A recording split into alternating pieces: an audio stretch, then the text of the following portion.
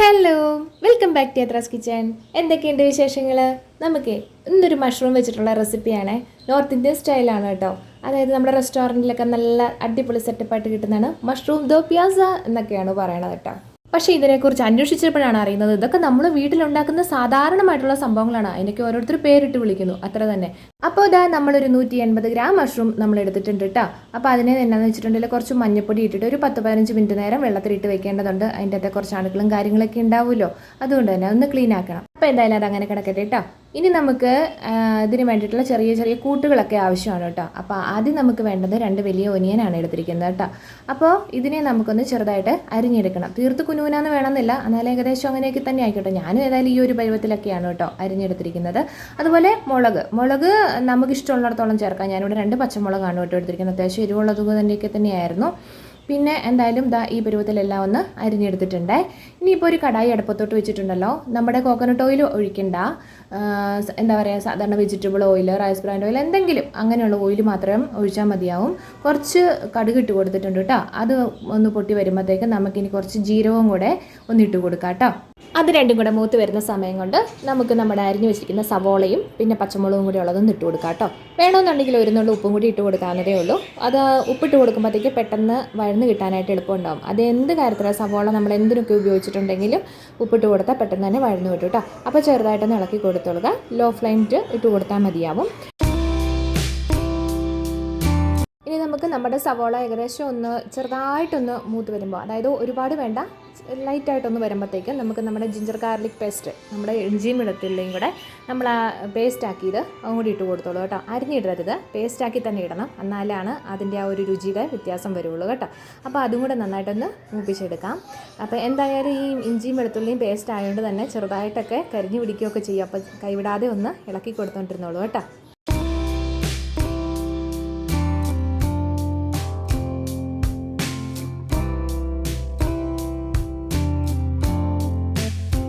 നമ്മുടെ ഈ സവോളയുടെ മിക്സ് എല്ലാം കൂടി ഒന്ന് വഴന്ന് വരുന്ന സമയം കൊണ്ട് വേണ്ടത് നമുക്ക് 2 തക്കാളിയാണ് കേട്ടോ. അപ്പോൾ അത്യാവശ്യം വലുപ്പമുള്ള 2 തക്കാളി നമ്മളിവിടെ എടുത്തിട്ടുണ്ട്.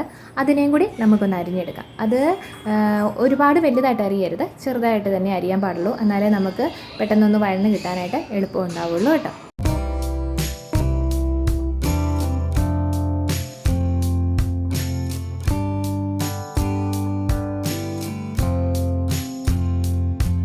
അങ്ങനെ നമ്മുടെ തക്കാളിയൊക്കെ ഇവിടെ ഈ ഒരു പരുവത്തിൽ അരിഞ്ഞെടുത്തിട്ടുണ്ട്. ഇനിയിപ്പോൾ നമ്മുടെ സവോളയുടെ മിക്സും ഏകദേശം ഒന്ന് ആയി വന്നിട്ടുണ്ട്. അപ്പോഴത്തേക്കും ചെറുതായിട്ടൊന്ന് കരിഞ്ഞു പിടിക്കാൻ തുടങ്ങിയിട്ടുണ്ടായിരുന്നു. ഞാൻ പറഞ്ഞിരുന്നല്ലോ അടിയിൽ കരിഞ്ഞു പിടിക്കാൻ ചിലപ്പോൾ സാധ്യതയുണ്ട് കേട്ടോ.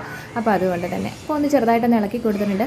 ഇനിയിപ്പോൾ തക്കാളി വേണമെങ്കിൽ ഇതിനകത്ത് നേരിട്ട് ഇട്ട് കൊടുക്കാം. അതല്ലാന്നുണ്ടെങ്കിൽ മസാലക്കൂട്ട്, അതായത് നമ്മുടെ പൊടികളൊക്കെ ഇട്ട് കൊടുത്തതിന് ശേഷം ഇട്ട് കൊടുത്താലും മതിയാവും. ഞാനിവിടെ പൊടികളൊക്കെ ഇട്ടാണ് ആദ്യം കൊടുത്തത്, അതിനിട്ടാണ് കേട്ടോ തക്കാളി ഇട്ട് കൊടുത്തിരിക്കുന്നത്. അപ്പോൾ ആദ്യം നമ്മളൊരു 1/4 ടീസ്പൂൺ മഞ്ഞൾപ്പൊടിയാണ് ഇട്ട് കൊടുത്തിരിക്കുന്നത്. അപ്പോൾ ഓരോ പൊടികൾ ഇട്ട് കൊടുക്കുമ്പോഴും ഒന്ന് വഴറ്റി എടുക്കുകയാണെന്നുണ്ടെങ്കിൽ ഓരോന്നിനും ഓരോ രുചിയായിട്ടായിരിക്കും വരുന്നത്. എല്ലാം കൂടി ഇട്ട് മൂപ്പിച്ചെടുക്കുന്നതിലും എളുപ്പമാണ്, അതുപോലെ തന്നെ ടേസ്റ്റിലും വ്യത്യാസം വരും കേട്ടോ. അപ്പോൾ ഇനി 1 ടീസ്പൂൺ നമ്മുടെ മല്ലിപ്പൊടി ഇട്ട് കൊടുത്തിട്ടുണ്ട്. അതുപോലെ തന്നെ ഒന്ന് ഇളക്കി കൊടുത്തിട്ടുണ്ട്. അതൊന്ന് മൂത്ത് വന്നതിന് ശേഷം നമ്മുടെ മുളക് പൊടിയാണ് 1 ടീസ്പൂണാണ് ഞാനിവിടെ ഇട്ട് കൊടുത്തിരിക്കുന്നത്. ഇനിയിപ്പോൾ മുളക് പൊടി അത്രയും വേണ്ട എന്നുണ്ടെങ്കിൽ നമുക്ക് കാശ്മീരി പൊടി ഇട്ട് കൊടുക്കാം. ഇനിയിപ്പോൾ മുളക് പൊടി കുറഞ്ഞു പോയെന്നുണ്ടെങ്കിൽ കുറച്ചുകൂടി കൂട്ടിയിട്ട് കൊടുത്താലും കുഴപ്പമൊന്നുമില്ല. അതിപ്പോൾ ഓരോരുത്തരുടെ എരിവിനനുസരിച്ചാണ് ഇട്ട് കൊടുക്കുന്നത്. നമ്മൾ പച്ചമുളക് ചേർക്കുന്നതും ഈ പറഞ്ഞ പോലെ തന്നെയാണ് കേട്ടോ. അപ്പോൾ നമ്മുടെ മസാലക്കൂട്ടുകൾ ഇത്രയും പൊടികൾ ആദ്യം നമ്മൾ ഇട്ട് കൊടുത്ത് നന്നായിട്ടൊന്ന് മൂപ്പിച്ച് ഒന്ന് എടുക്കേണ്ടതുണ്ട്. അപ്പോൾ ഇതൊന്ന് മൂത്ത് വന്നതിന് ശേഷം വേണം നമ്മൾ അരിഞ്ഞ് വെച്ചിരിക്കുന്ന തക്കാളിയും കൂടെ ഒന്ന് ഇട്ട് കൊടുക്കാനായിട്ട്.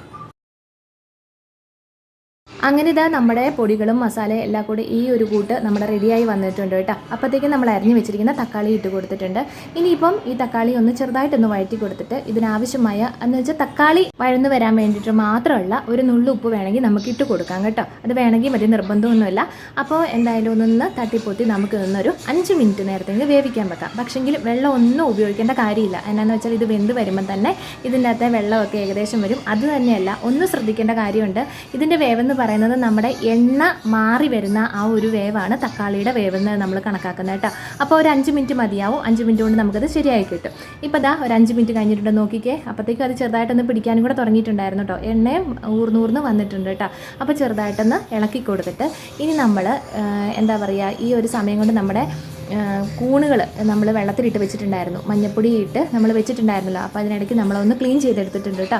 അപ്പോൾ ചെറുതായിട്ട് ഞാൻ അരിഞ്ഞാണ് എടുത്തിരിക്കുന്നത്. ഇനിയിപ്പോൾ അരിഞ്ഞല്ല എങ്ങനെ വേണമെങ്കിലും നമുക്ക് എടുക്കാവുന്നുള്ളൂ. അപ്പോൾ വലിയതായിട്ട് കിടന്നിട്ടുണ്ടെങ്കിൽ എന്താ പറയുക, അതൊക്കെ ചിലപ്പം കുട്ടികളൊക്കെ ആകുമ്പോഴത്തേക്ക് അത് കളയാനുള്ള സാധ്യത ഉള്ളത് കൊണ്ട് തന്നെ ഞാനിവിടെ ചെറിയ ചെറിയ രീതിയിലാണ് അരിഞ്ഞെടുത്തിരിക്കുന്നത് കേട്ടോ. അപ്പോൾ ഈ ഒരു പരുവത്തിൽ ഞാൻ അരിഞ്ഞെടുത്തിട്ടുണ്ടേ. അപ്പോൾ അതെല്ലാം കൂടെ ഇട്ട് നന്നായിട്ടൊന്ന് ഇളക്കിയെടുത്തോളുക കേട്ടോ.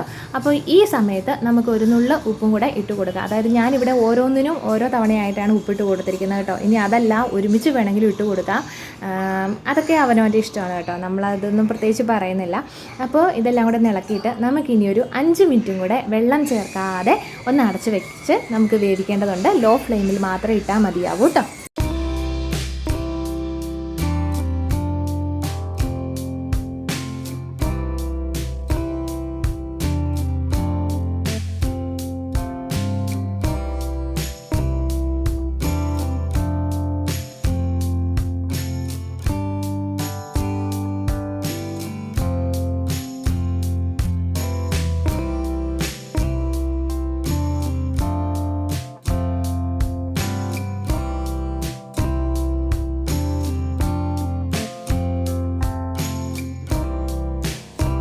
അങ്ങനെ ഒരു 5 മിനിറ്റ് കഴിഞ്ഞപ്പോൾ നമ്മളൊന്ന് തുറന്ന് നോക്കിയിട്ടുണ്ട്. കൂണായതുകൊണ്ട് തന്നെ ഉണ്ടല്ലോ അതിൻ്റെ ആ വെള്ളമെല്ലാം നന്നായിട്ട് ഇറങ്ങി. ഇപ്പോൾ ഇതാ നോക്കിയാൽ നന്നായിട്ട് വെള്ളം ഒഴിച്ചിട്ടുണ്ടെന്നുള്ള പോലെയാണ് കിടക്കുന്നത്. എന്നാലും ഇത് വറ്റും കേട്ടോ.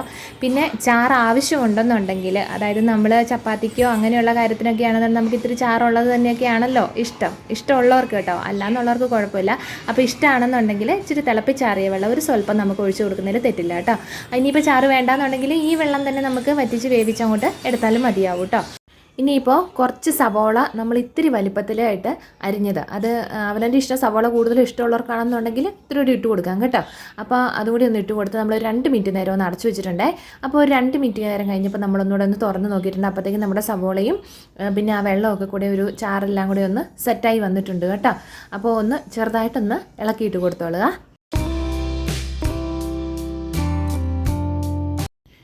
ഇളക്കി കൊടുത്തതിന് ശേഷം ഉണ്ടല്ലോ ഇനിയിപ്പോൾ നമുക്ക് കുറച്ച് ഗരം മസാല ഇട്ട് കൊടുക്കാം കേട്ടോ. അതിപ്പോൾ ഗരം മസാലയുടെ ഒക്കെ ടേസ്റ്റ് നന്നായിട്ട് ഇഷ്ടമുള്ളവർക്കൊക്കെ ആണെങ്കിൽ ഒരു 3/4 ടീസ്പൂണൊക്കെ ഇട്ട് കൊടുക്കാം. ഞാനൊരു ശകലം ഇട്ട് കൊടുത്തുള്ളൂ, എനിക്ക് അതിൻ്റെ ടേസ്റ്റ് എന്തോ പിടിക്കില്ല, അതുകൊണ്ട് ഒരു കുറച്ച് ഇട്ട് കൊടുത്തിട്ടുള്ളൂ. പിന്നെ പോയിട്ട് ഒരു കുഞ്ഞി കഷ്ണം ബട്ടർ ഇട്ട് കൊടുത്തിട്ടുണ്ട്. പിന്നെ ബട്ടറൊക്കെ ഓപ്ഷനാണ് കേട്ടോ, അത് വേണമെങ്കിൽ ഇട്ട് കൊടുത്തേച്ചാൽ മതി. പിന്നെ കുറച്ച് നമ്മുടെ മല്ലിയിലയും കൂടി ഇട്ട് കൊടുത്തിട്ടുണ്ട് കേട്ടോ. മല്ലിയില ഇപ്പോൾ എല്ലാവരും കഴിക്കുന്നുണ്ട്, ഇനി അത് ഇഷ്ടമില്ലെന്നുണ്ടെങ്കിൽ വേണ്ടെന്ന് വെച്ചോ. പക്ഷേ മല്ലിയില ഇട്ട് കൊടുക്കുമ്പോഴാണ് കറിക്ക് അതിൻ്റേതായ ഒരു സ്വാദും കൂടെ വരുന്നത് കേട്ടോ. അപ്പോൾ ബട്ടറും മല്ലിയിലയും എല്ലാം കൂടെ നമ്മൾ ചെറുതായിട്ടൊന്ന് ഇളക്കി കൊടുത്തിട്ട് വേണമെന്നുണ്ടെങ്കിൽ ഒരു 2 മിനിറ്റ്. അപ്പോൾ ഗരം മസാലയും കൂടി ഉണ്ടല്ലോ, അതും കൂടെ എല്ലാം ഒന്ന് സെറ്റായി വരുന്നതുകൊണ്ട് തന്നെ ഒരു മിനിറ്റ് എന്ന് വെച്ചാൽ അന്ന് എല്ലാം കൂടെ ഒന്ന് ആയി വരാൻ വേണ്ടിയിട്ട് മാത്രം നമ്മളൊന്ന് അടച്ചു വെച്ചോളൂ കേട്ടോ. അപ്പോൾ ഇനി അടച്ചു വെച്ചിട്ട് എന്താ പറയുക, നമ്മുടെ കറികളെല്ലാം നല്ല മണമെന്നറിയാമോ അതങ്ങ് തുറന്നു വരുമ്പോഴത്തേക്കും. അപ്പോൾ നല്ല അടിപൊളി സെറ്റായിട്ട് വന്നിട്ടുണ്ട്, പൊളിയാണ് കേട്ടോ. നല്ല രുചിക്ക് നമുക്ക് ഉണ്ടാക്കിയെടുക്കാവുന്നതാണ്. ഇതിനൊന്നും വേണ്ടിയിട്ട് നമ്മൾ ഇനി റെസ്റ്റോറൻറ്റിലേക്ക് ഓടേണ്ട യാതൊരുവിധ കാര്യവുമില്ല. യാതൊരുവിധ പ്രിസർവേറ്റീവ്സോ ഒന്നും നമ്മൾ ചേർത്തിട്ടില്ലാതെ നമുക്ക് വീട്ടിൽ തന്നെ ഉണ്ടാക്കിയെടുക്കാൻ പറ്റുന്നതല്ലേ. അപ്പോൾ ഇതല്ലേ നല്ലത് നമ്മുടെ കുഞ്ഞുങ്ങൾക്കൊക്കെ കൊടുക്കാനായിട്ട് തന്നെ. ഇത് നമ്മുടെ ചോറിനോട് കഴിക്കാനായിട്ടും അതുപോലെ തന്നെ ചപ്പാത്തി ആയിക്കോട്ടെ എന്തിനു കൂടെ വേണമെങ്കിലും സൈഡ് ഡിഷായിട്ട് നമുക്ക് ഉപയോഗിക്കാൻ പറ്റുന്നതാണ് കേട്ടോ. അപ്പോൾ നമ്മുടെ വീഡിയോ ഇഷ്ടമായെങ്കിൽ ലൈക്കും ഷെയറും സബ്സ്ക്രൈബും കമൻറ്റും ഒക്കെ ചെയ്യാനായിട്ട് മറക്കണ്ട. അപ്പോൾ വീണ്ടും കാണും വരെ ടാറ്റാ.